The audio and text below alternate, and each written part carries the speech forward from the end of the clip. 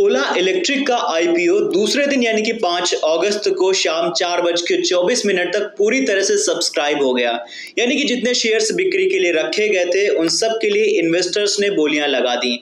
कुल मिलाकर ओला इलेक्ट्रिक का आईपीओ लगभग 2 गुना सब्सक्राइब हुआ, जिसमें रिटेल इन्वेस्टर्स ने करीब 3 गुना ज्यादा बोलियां लगाई। इस साल भारत के सबसे बड़े आईपीओ में से एक के रूप में ओला इलेक्ट्रिक के आईपीओ को दूसरे दिन क्वालिफाइड इंस्टीट्यूशनल बायर्स से भी अच्छी प्रतिक्रिया मिली, जिसमें 40% हिस्सा सब्सक्राइब हुआ।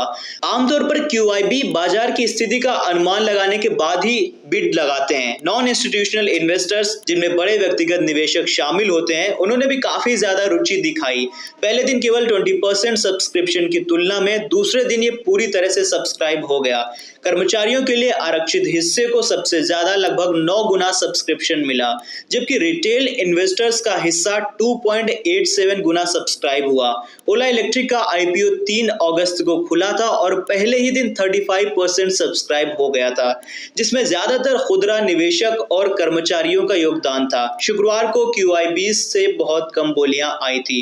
क्यूआईबी मैंने आपको पहले ही बताया कि क्वालिफाइड इंस्टीट्यूशनल बायर्स होते हैं। कंपनी ने आईपीओ में शेयर्स की कीमत 72 से 76 रुपए प्रति शेयर रखी है और अगर ये आईपीओ पूरा होता है तो कंपनी की वैल्यू 33,500 करोड़ रुपए यानी कि लगभग $4 बिलियन हो जाएगी। ओला इलेक्ट्रिक के आईपीओ में 5500 करोड़ रुपए का नया इश्यू और 8.4 करोड़ शेयर्स का ऑफर फॉर सेल शामिल है। कंपनी 9 अगस्त को भारतीय स्टॉक एक्सचेंज में अपनी शुरुआत करेगी।